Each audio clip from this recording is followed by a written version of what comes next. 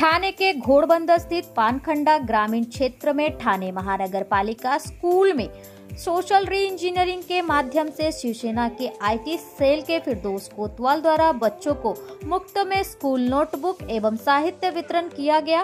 कार्यक्रम में प्रमुख उपस्थिति शिवसेना के वैद्यकीय प्रमुख विलास कालीन, शिंदेगढ़ ठाणे मनपा आरोग्य विभाग के मोहन कामले, लीगल सेल के एडवोकेट प्रियंका सांगरे की उपस्थिति रही। आए हुए अतिथियों ने स्थानिक लोगों को संबोधित किया।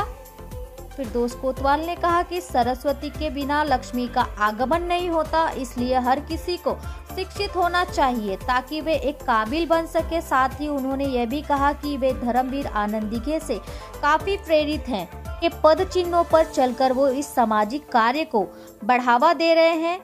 उन्होंने सामाजिक विभिन्न समस्याओं को लेकर, जैसे कि पानी की समस्या हो या फिर कोई बड़ी समस्या हो, उसे पक्ष के वरिष्ठों के संज्ञान में लाकर उसका समाधान करने का पूर्णतः प्रयास करेंगे। स्कूल की साहित्य मिलने पर बच्चों के चेहरे पर जो खुशी दिखाई दी। अंत में फिरदौस कोतवाल ने कहा कि उन परिसर के लोगों की समस्या हल करने का पूरा प्रयत्न करेंगे।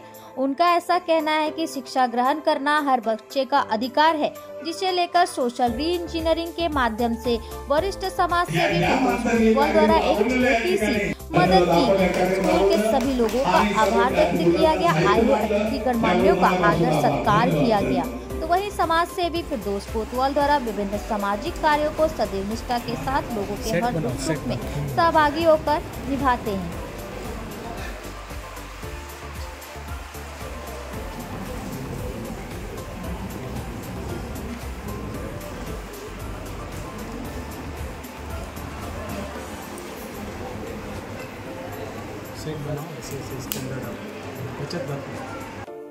स्मशानभूमीचा आहे आणि तुमच्या मेडिकलच्या रिलेटेड आपण त्याच्यावरती लक्ष नक्कीच देऊ करण्याबाबत आणि निवेदन पत्र आज आलेले याच्यावरती नक्कीच आम्ही सर्व मिळून काम करू आणि व्यवस्थित स्मशानभूमी तिथे आपलं योगदान करू शकता हे सर्वांना मी निवेदन करतोय। चांगलं काम आहे, हॉस्पिटलचं काम दिलंय, यामध्ये काम कोणताही त्रास होणार नाही। वेळेवर आपल्याला पगार पाणी सर्व काही सोयी सुविधा भेटणार आहे। सर्व मुलं लाईनचे व्यवस्थितपणे या ठिकाणी आपलं साहित्य घ्यावं। जे कार्यक्रम राबवलेले माझे सोशल री इंजिनिअरिंग यांच्या माध्यमातून ठाणे शहरातील घोडबंदर एरियामध्ये अत्यंत जो कोवळा माजिवडा खरंच ठाणे शहरामध्ये असून सुद्धा दुर्गम भाग आहे अशा पद्धतीचा जो विषय आहे आणि त्या ठिकाणी कोतवाल साहेबांनी अशी शाळेची निवड केली आणि अशा विद्यार्थ्यांना आपण वह्या आणि pencil, pen, board, rubber, chocolates याचं वाटप करतो आहे। आणि त्याचप्रकारे इथे असलेले जे जवळजवळ 1000 ते 2000 व्यक्तींचे एरिया असून तिथे जो आता मॅडमने सांगितलं, सांगारे मॅडमने, की जो ज्यांनी जे निवेदन दिलेलं आहे त्या निवेदनाच्या माध्यमातून आम्ही सन्माननीय उपमुख्यमंत्री एकनाथ शिंदे साहेब, त्यानंतर डॉक्टर श्रीकांत शिंदे साहेब, आपले लोकप्रिय खासदार इथले ठाणे लोकसभेचे नरेश म्हस्के साहेब, वैती साहेब, त्याचप्रकारे हेमंत पवार साहेब यांच्या कानावरती हा विषय घालून ते निवेदनची पूर्तता करण्यासाठी आम्ही नक्कीच प्रयत्न करू। आणि याच्यासाठी इथे वारंवार एक जो महत्त्वाचा विषय सांगितला तो म्हणजे आरोग्याचा विषय आहे। तो आरोग्याच्या विषयासाठी सुद्धा आम्ही एक प्रयत्नशील राहून इथे आरोग्य शिबिर आयोजित करून तर जे समस्या आहेत त्याच्यामध्ये विशेषतः महिलांच्या समस्या आहेत किंवा लहान मुलांचं चेकअप आहे। कारण याच्यामध्ये असं आहे ना की एखादा गंभीर आजार उद्भवू शकतो, तर त्यासाठी आपण चेकअप जर केलं, त्याचं जर चेकअप नाही केलं तर आपल्याला त्या गोष्टीची माहिती पडणार नाही। तर एक कोतवाल साहेब आहेत, त्यानंतर उपाध्याय साहेब यांच्या माध्यमातून आपण इथे आरोग्य शिबिर एक आयोजित करून या इथल्या जे स्थानिक लोक जे आहेत किंवा जे त्यांचं आरोग्य शिबिर, त्यांचं पूर्ण चेकअप, बॉडी चेकअप करून त्यांना आरोग्याविषयी ज्या ज्या सुखसुविधा आहेत त्या देण्याचा नक्कीच प्रयत्न करू। इंजिनिअरिंग कोतवाल सर जे खरोखरच म्हणजे इतकं परदेशामध्ये राहून अशी माणसं खरंच आपल्या समाजामध्ये कमी पाहायला मिळतात.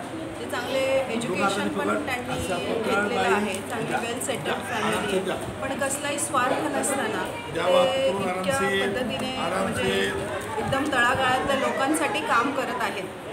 ही खरंच खूप आनंदाची बाब आहे. असेही लोक समाजामध्ये आहेत की जे निस्वार्थीपणे काम करत आहेत. त्यांनी मला ह्या संस्थेने जे बोलवलं आणि महिलांशी इंटरॅक्ट करायला मिळालं, लहान मुलांशी इंटरॅक्ट करायला मिळालं, आयुष्यातनं जे काही आम्ही शिकलो ते सांगायला मिळालं. त्यांच्या समस्या आहेत, जसं त्यांनी शिंदे साहेबांकडे त्यांचे जे समस्या आहेत, जसं एकदम म्हणजे माणूस मेलं तरी त्याला स्मशानभूमीला छत नाही आहे अशा पद्धतीने, किंवा पाणी बेसिक गोष्ट नाही आहे, हेल्थचे रिलेटेड भरपूर प्रॉब्लेम आहेत. आम्ही कालन सर आहेत, मी आहे, अशोक वैद्य साहेब आहे, यांनी आम्ही सगळे मिळून याच्यावरती डेफिनेटली त्यांना मदत करू आणि ह्या ज्या त्यांच्या समस्या आहेत त्या सोडवू.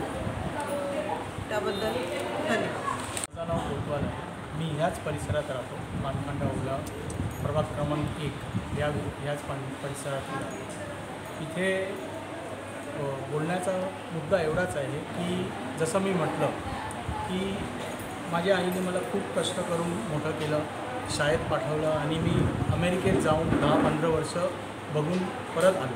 परंतु अजून इथे काही असे पाडे किंवा काही असे समाजाचे वर्ग आहे जे अजून सर्वात शेवटी आहे, तर त्या वर्गाच्या लोकांना मदत करावी हाच माझा एक प्रयत्न आहे.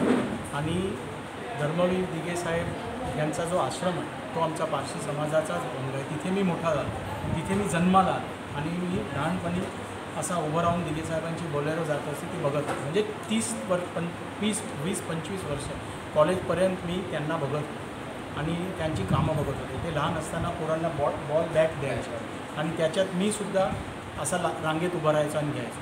तर तो कार्यक्रम आज मी 50 वर्षाच्या वयात अजूनही चालू आहे. विलास कालंगे साहेब आहेत आणि मॅडम आहेत, त्यांच्या थ्रू अजूनही मी बघितलं आहे की धर्मवीर दिघे साहेबांच्या ऑफिसला राजस्थान, झारखंड, उत्तरांचल कुठूनही लोक आरोग्यासाठी येत आहेत. तर तिथपर्यंत ती लोकं येतात, तर आपल्या इथल्या लोकांपर्यंत मदत का पोचू नये. ह्या पाड्यामध्ये जे लोक राहतात ते समाजाचा शेवटचा वर्ग आहे. इथे अजूनही पाण्याची समस्या आहे, काही लाईटची समस्या आहे, यांच्या बऱ्याचशा घरात टॉयलेट नाही आहे. तर ठाणे महानगरपालिकामध्ये मोहन कांबळे साहेब, त्यांना मी विनंती केलेली आहे की लवकरात लवकर ते फॉर्म भरून त्यांना टॉयलेटची सुविधा घरात झालीच नाही. काही घरात अजून लाईटसुद्धा नाही, त्या प्रॉब्लेम पण सॉल्व्ह करायच्या. तर अशा सगळ्या गोष्टी आहेत. आणि एज्युकेशन, शिक्षण हे खूप गरजेचं आहे. सरस्वतीच्या शिवाय आपल्या घरात लक्ष्मी येणार नाही आणि tolerance in education go hand in hand. त्या पद्धतीने ह्या लोकांपर्यंत सगळी मदत पोचली पाहिजे आणि ह्यांच्या घरातून सुद्धा एखादा IAS IPS ऑफिसर, डॉक्टर निर्माण झाला पाहिजे. आणि शिंदे साहेबांचं काम मी बघतो आहे, I am observing from past so many. तर ते पीपल्स पर्सन म्हणजे लोकांचा माणूस. रात्री 2 वाजले तरी दिघे साहेब गणपती गोरगरिबांच्या घरात जायचे. मला आठवतं आहे टेंबी नाक्यात राहून माझ्या बऱ्याचशा मित्रांच्या घरात 2:30 वाजता रात्रीसुद्धा त्यांची बोलेरो यायची. मी हे स्वतःहून बघितलं. मी छोटा होतो, मला काही तेवढं कळत नव्हतं, पण टेंबी नाक्याला आपली पारसी अग्यारीच्या बाजूला उभं राहून मी बघायचो. साहेब रात्री 12, 1, 2ला ती गाडी यायची आणि त्यांच्या गाडीत एक स्पेशल सीट होती. त्या सीटवर त्यांचा एक तो आपला नॅपकिन असायचा. मी सगळं ऑब्झर्व केलं आहे आणि त्याच पद्धतीने शिंदेसाहेब काम करतात. तर मला खूप अभिमान आहे आणि मी एक छोटासा कार्यकर्ता म्हणून ह्या प्रभागात काहीतरी अवेकनिंग, काहीतरी काय म्हणतात ते सोशल रिइंजिनिअरिंग आणू शकतो. तर त्यासाठी मी प्रयास सुरू केलेला आहे. ही टीम जी आहे ती भक्कम आहे, शिवसेना भक्कम आहे आणि ते नक्कीच मदत करतील.